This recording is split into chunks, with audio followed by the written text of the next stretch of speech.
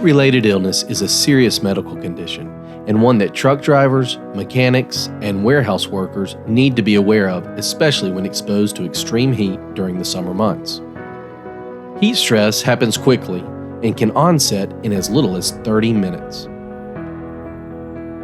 Some common tasks that expose workers to extreme heat include securing the load, inspecting a truck, and even parking in a no-idle area during a hot day. Mechanics are often exposed to heat in the shop, and especially when exposed to the elements during service calls on the road. Bobby Simcoe is a veteran mechanic at Shelton Trucking. He experienced a heat-related illness that resulted in a heart attack last year while on a routine service call. It changed his life forever. I had a road call. It was about 3 hours away from here to go do a wheel seal on a truck.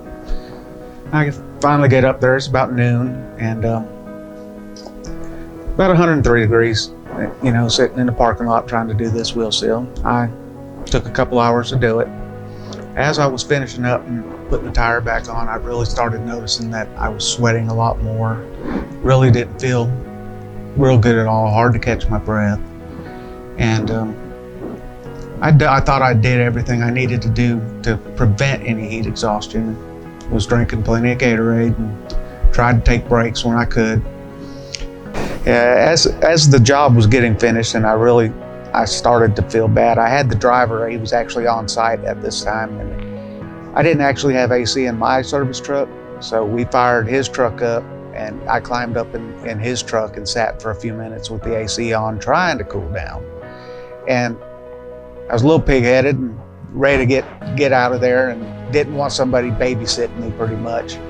And so I started to drive home, and this 3-hour trip ended up taking 6.5 hours because I had to pull over. I was vomiting. Then, I could have gotten a wreck, and with me now knowing it was a heart attack, I could have died in the middle of the road, killed somebody else.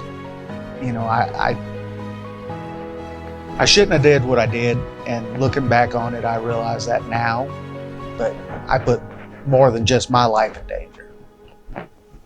I went to the doctor the next day, and it took about a month, and we finally realized that it was actually a heart attack that was brought on due to the exhaustion and the heat.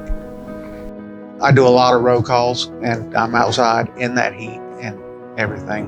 When you're out there, you're directly in the sun, no shade. You handle your job, you try to. The bad thing about being on the road is you actually work harder because you want to get the job done. You want to get that driver back on the road and get him moving. So I think you push yourself a little harder than you should. So you gotta, that one thing you really gotta do is pace yourself. And you've got your truck drivers doing the same thing. They've got to strap their loads down. They've got to put a lot of energy in that. And tarping a truck, that's work like I wouldn't want to do. So the heat, you just really got to watch it. You really got to listen to what your body's telling you and try to keep this from happening.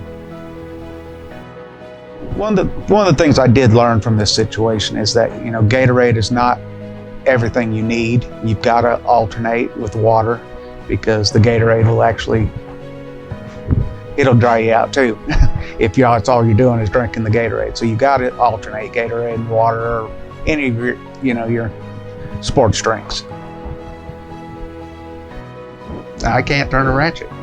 If it's got any force behind it, I can't do it. Walking from there to here, I get winded still to this day, and it's been 8 months since this has happened.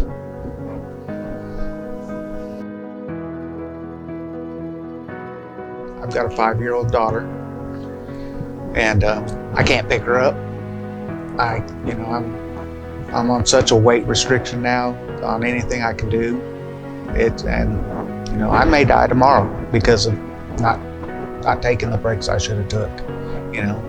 I've always felt like I was, pretty healthy, pretty strong, invincible. But no, it'll wake you up. I'm Darren Lee, Vice President of Safety for Shelton Trucking. Heat exhaustion is very real. I've seen it myself with my drivers. Many years ago, I had a driver that was out in Kansas. He'd gotten overheated, didn't take quite enough time to get hydrated, and then hurriedly got up in his truck, and when he did, he got into the cold cab and the shock of the cold air, and he didn't take time. He thought that was enough to kind of cool him down. And what he did is he proceeded to leave the driveway of this customer, and when he rolled out, he rolled about 600 yards, and then he rolled his truck because he passed out because the heat exhaustion hit him from that cold air. So any drivers that are out there, you need to take your time. Take your time to cool down and make sure that your body is adjusted before you get behind the wheel. So the most important thing is to take your time.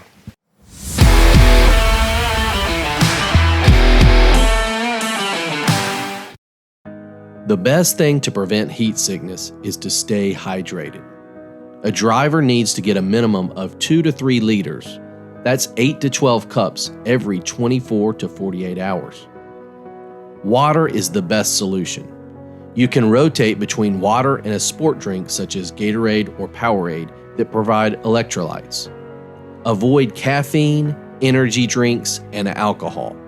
Even drinking alcohol the night before a day's work in the sun can have a negative effect on the body. Listen to the local weather forecasts and stay aware of upcoming temperature changes. Avoid sitting in the sun, especially between the hours of 10 a.m. and 3 p.m. when the temperatures are the hottest. Take breaks often and cool yourself in a shaded area or an air-conditioned space if possible. Wear sunscreen with an SPF of at least 15, as well as a hat and UV absorbent sunglasses. Be sure to also wear light clothing, cotton is preferable, and eat small light meals before working in the heat. Heat-related illness can show up as a heat rash, heat cramps, heat exhaustion, and a more serious heat stroke. Recognizing the symptoms of heat-related illnesses can mean the difference between life and death. If you suspect someone is suffering from heat exhaustion or heat stroke, call 911 immediately. This is a medical emergency.